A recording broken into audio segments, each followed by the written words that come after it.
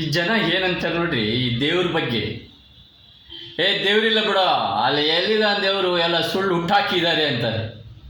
ಆದರೆ ಈ ಸರ್ವಜ್ಞ ಮುನಿ ಇದನ್ನು ನೋಡ್ರಿ, ಅವನು ಏನು ಹೇಳಿದ್ದಾನೆ ಗೊತ್ತಾ? ಅಲ್ಲಿರ್ಪ ನಿಲ್ಲಿರ್ಪ ನೆಲ್ಲಿರ್ಪ ನೆನಬೇಡ, ಕಲ್ಲಿನಂತಿರ್ಪ ಮಾನವನ ಮನ ಕರಗೆ ಶಿವ ಅಲ್ಲಿರ್ಪ ನೋಡ ಸರ್ವಜ್ಞ. ಎಂಥ ಮಾತ್ರಿ. ಹಾಗೆ ನನ್ನ ತಾಯಿ ದೇವತೆನ ನಾವು ನೆನೆಸ್ಕೊಂಡ್ರೆ ಎದೆ ತಣ್ಣಗಾಗುತ್ತೆ, ಕಣ್ಣು ಒದ್ದೆ ಆಗುತ್ತೆ. ಎಂಥ ಪರಿವರ್ತನೆ ರೀ. ಆಹಾ, ಎಂಥ ಹಿತವಾದ ಮಾತು, ಆ ಹಿತವಾದ ನುಡಿ.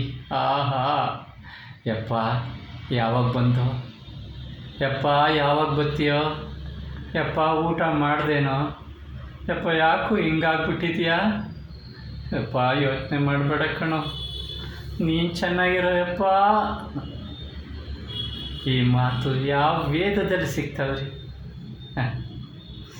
ನನ್ನ ತಾಯಿಗೆ ಸಿಕ್ಕಿದ ಆ ಸೊಸೆಂದರು ಆ ಊರು ಮಾರಿನಾದರೂ ಪೂಜೆನಾರ ಮಾಡಿಸ್ಕೊತವೆ.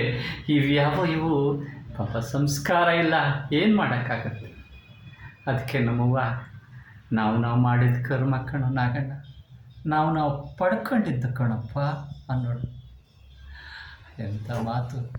ಆ ದೇವತೆಯಿಂದ ನಾನು ಒಳ್ಳೆತನನ ಕಲಿತೆ. ಈ ನಾಯಿಗಳ ಹತ್ರ ಜಗಳ ಆಡಿದ್ರೆ ಪ್ರಯೋಜನ ಇಲ್ಲ ಅಂತ ಗೊತ್ತಾದ ಮೇಲೆ ನಾನು ಸುಮ್ಮನಾಗ್ಬಿಟ್ಟೆ. ಎಂತಾದ್ರಿ, ಸೂರ್ಯನಂಗೆ ಬಂದ್ಲು ಮೋಟಮ್ಮ, ಚಂದ್ರನಂಗೆ ಹೋದ್ಲು ಮೋಟಮ್ಮ, ಯಾರಿಗೂ ಸೋಲ್ದೆ ತಾನಿಚ್ಛೆ ಪಟ್ಟಂಗೆ ಬಾಳಿ ಬದುಕಿ ಹೋದ್ಲು ಮೋಟಮ್ಮ.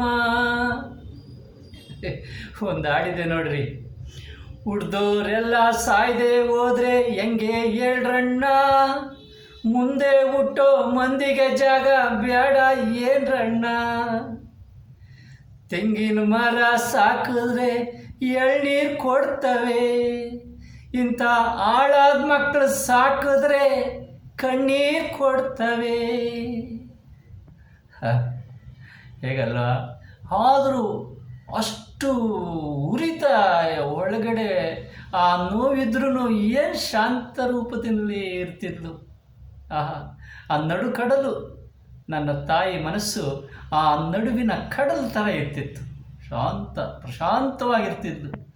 ಹಾಗೆ ನಮ್ಮನಿಗೆಲ್ಲ ಹರಿಸಿ ನಮ್ಮನ್ನು ಅವಳ ಆಶೀರ್ವಾದದಿಂದಲೇ ನಾವು ಇಷ್ಟು ಚೆನ್ನಾಗಿರೋದಕ್ಕೆ ಸಾಧ್ಯ ಆಯಿತು.